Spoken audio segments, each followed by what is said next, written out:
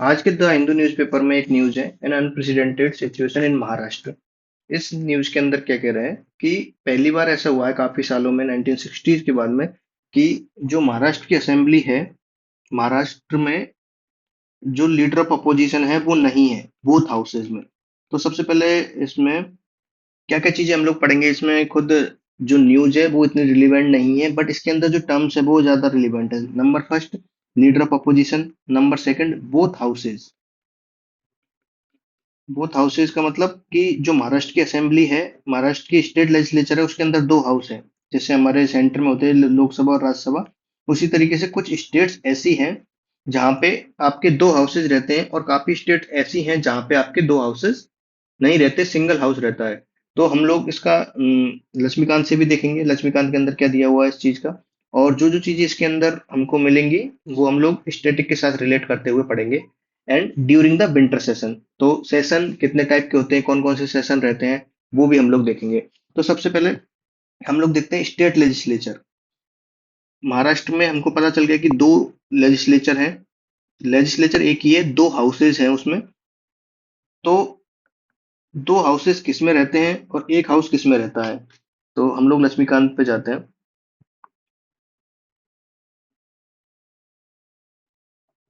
ये देखिए, organisation of state legislature. There is no uniformity in the organisation of state legislature.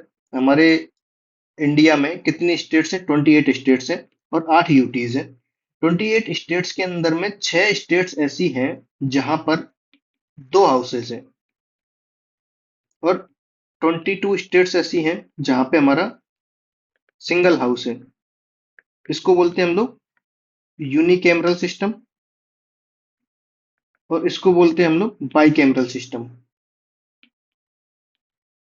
Single का मतलब है आपका SLA होगी वहां पे, सिर्फ state legislative assembly. To houses का मतलब है वहां पे SLA भी होगी और SLC भी होगी, मतलब स्टेट लेजिस्लेटिव असेंबली और स्टेट लेजिस्लेटिव काउंसिल। और टोटल स्टेट से हमारी 6। तो इसको याद रखने का तरीका है आपका, एक प्रीवियस वाली भी हम लोग याद रखेंगे, इसको JUTAMKB।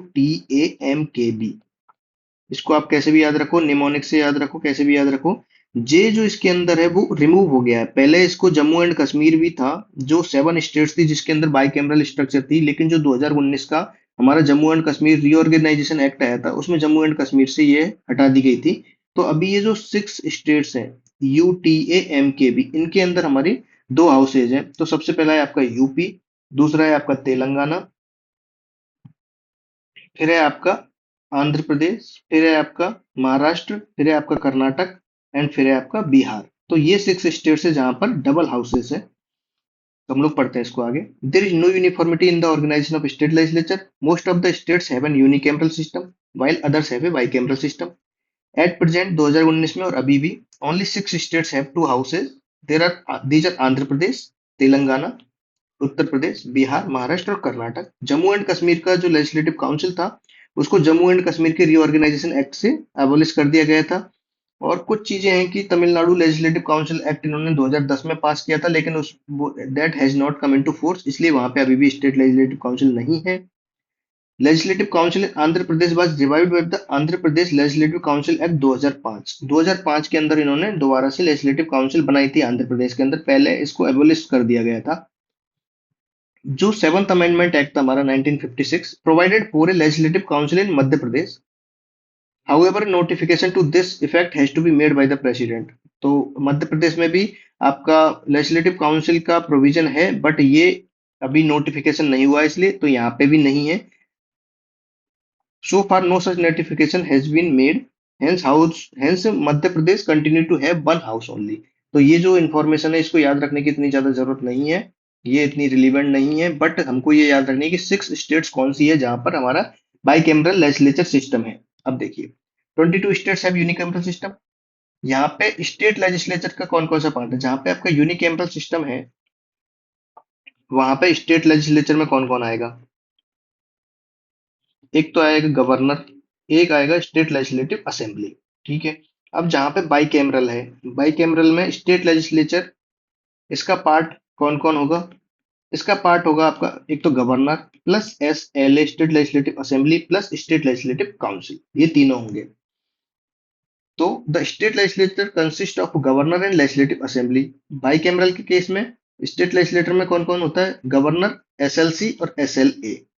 द लेजिस्लेटिव काउंसिल को हम लोग विधान परिषद बोलते हैं, ये अपर हाउस होता है, हाउस ऑफ एल्डर्स।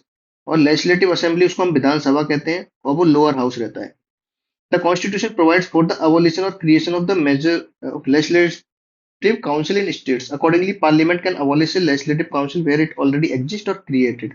तो ये पार्लियामेंट के पास पावर है कि ये इनको ये अबॉलिश भी कर सकते हैं और ये क्रिएट भी कर सकते हैं। लेकिन इससे पहले क्या है कि एक मेजोरिटी से इसमें रेजोल्यूशन पास होता है। सबसे पहला कि कोई भी स्टेट है जिसको अपने स्टेट में स्टेट लेजिस्लेटिव काउंसिल बनानी है, तो वहां की जो स्टेट लेजिस्लेटिव असेंबली होगी वो एक रेजोल्यूशन पास करेगी।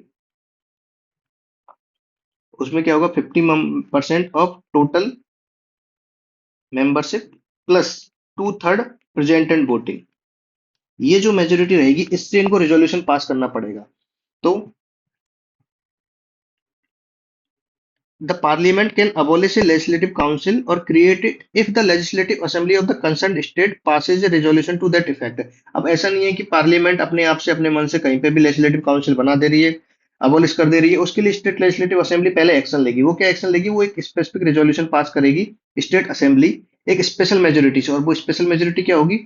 Majority of the total membership of the assembly. Membership, वो मेजोरिटी ऑफ टोटल मेंबरशिप, मतलब 100 लोग हैं तो उसमें 51 आपको वोट देने चाहिए पॉजिटिव में। And a majority of not less than two third present and voting. मतलब आपके 100 लोग हैं, 100 लोग हैं तो 51 तो देने ही चाहिए। और 75 हैं तो उसमें से टू थर्ड है जो वो पॉजिटिव में देने चाहिए इसके। और ये जो नंबर है, जैसे मान लीजिए 50 हुआ लेकिन ये 51 है, तो हमारा ये होगा नहीं। तो हमारे इतने मेंबर होने चाहिए कि उनका two third present and voting हमारे जो टोटल मेंबरशिप के 50% से ज्यादा भी होना चाहिए। तो अब क्या होगा? इन्होंने रेजोल्यूशन पास कर दिया and they send it to parliament. Now the parliament will pass a resolution.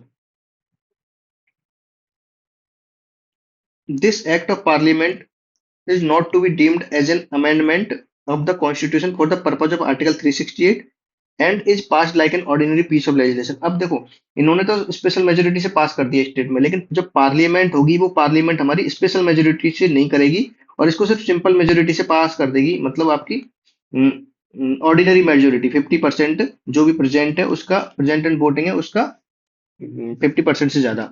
The idea of having a second chamber in the state were criticized in the Constituent Assembly on the ground that it was not representative of the people, that it delayed legislative process। Legislative process देखो, जो legislative council है वो राज्यसभा के comparison में उसके पास बहुत कम power है। जैसे लोकसभा और राज्यसभा का अगर हम केस देखते हैं तो राज्यसभा के पास कंपैरिजन टू एसएलसी बहुत पावर है। लेकिन एसएलए और एसएलसी में अगर आप देखते हो तो ये कुछ नहीं है, ये एक पेंडिंग करने के काम आती है। मतलब आप डिले करती है प्रोसेस को। कैसे? कि जैसे कोई भी बिल आपने स्टेट लेजिस्लेटिव असेंबली ने पास करके भेजा, तो स्टेट लेजिस्लेटिव काउंसिल के पास भेजा, तो इसके पास इतनी पावर नहीं है कि हम लोगों ने रिजेक्ट कर दिया और ये कुछ नहीं बनेगा। अगर ये दोबारा से भेजते हैं, ये 3 मंथ तक उसको डिले कर सकते हैं। इन्होंने वापस भेजा, उसको 1 मंथ तक डिले कर सकते हैं। लेकिन जो स्टेट लेजिस्लेटिव असेंबली पास करती है बिल, वो उसी फॉर्म में पास होएगा। मतलब एसएलसी के पास इतनी पावर है ही नहीं। मनी बिल के केस में क्या होता है? एसएलसी सिर्फ 14 डेज तक इसको रख सकती है, बाकी अपने आप पास हो जाएगा। तो इसकी पावर है नहीं है, बट एक हाउस बना के रखा है। लेकिन ये क्या करता है? It delays legislative process. और एक्सपेंसिव इंस्टीट्यूशन भी है क्योंकि इतने सारे लोगों की आपके सारा मेंटेन करना पड़ेगा। Consequently, the provision was made for the abolition and creation of a legislative council to enable a state to have a second chamber or not according to its own willingness and financial strength। अब ये हो गया कि अब तुम्हारी financial strength है, तुम उनको पे करने में अगर हो सक्षम, या फिर आपकी बिलिंगनेस है, तो आप सेकंड चैम्बर के लिए अपना रिजोल्यूशन पास कर दो स्टेट लेजिस्लेटिव असेंबली में, पार्लियामेंट में भेज दो, पार्लियामेंट पास कर देगी।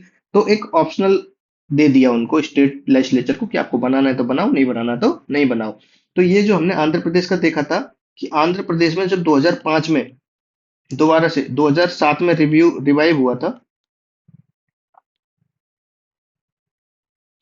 तो 1957 में बना था, 85 में फिर से अबॉलिश हो गया, दोबारा से 2005 में इनेक्टमेंट हुआ लेजिस्लेटिव काउंसिल का, और 2007 में फिर से ये स्टार्ट हो गया लेजिस्लेटिव काउंसिल। और इसी तरीके से बाकी का है, ये इसमें जाने की जरूरत नहीं है, कोई काम का नहीं है। बट ये है कि हमको 6 स्टेट्स याद रखनी है। 6 स्टेट्स जिनके अंदर हमारी स्टेट लेजिस्लेटिव काउंसिल है। ये पहली न्यूज थी जो हमारी हेल्पफुल है, state legislature one house versus two house. अब टाइप ऑफ सेशंस, कितने तरीके के सेशन होते हैं, दूसरा देखो इसमें क्या है, ड्यूरिंग द विंटर सेशन कितने सेशन होते हैं हमारे स्टेट लेजिस्लेचर में या फिर आपके पार्लियामेंट में, उसको देखने के लिए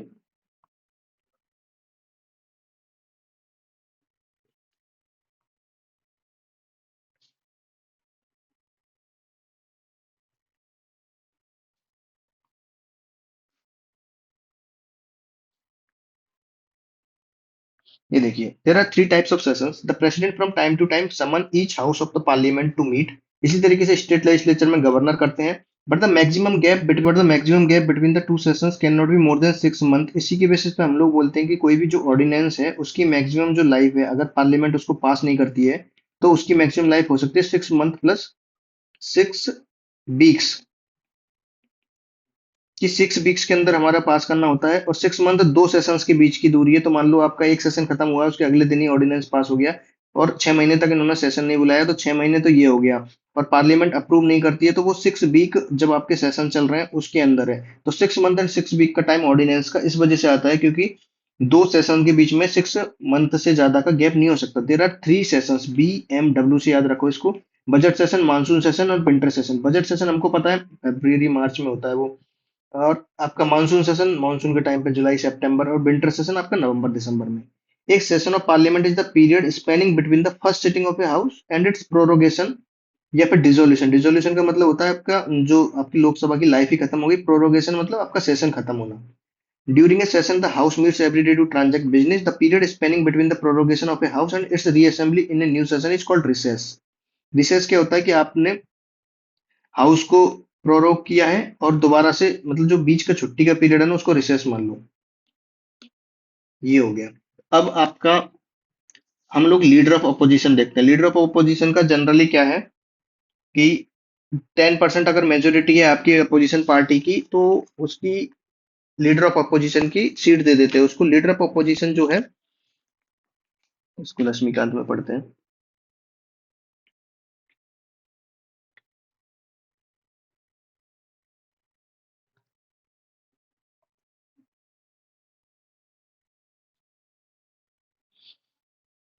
ये देखिए, leader of opposition,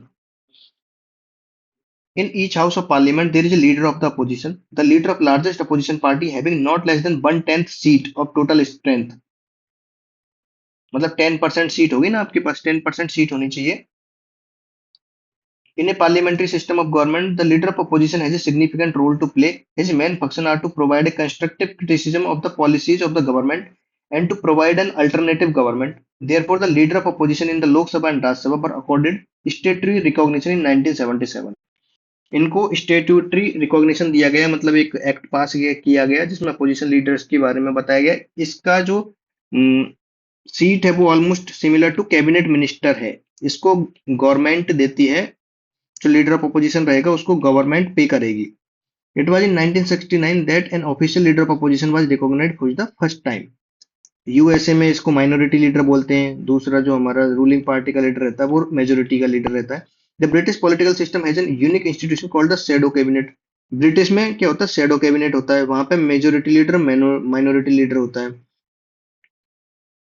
This shadow cabinet serves as the alternate cabinet if there is a change of government. That is why Ivor Jennings described the leader of opposition as an alternative prime minister. He enjoys the status of a minister and is paid by the government.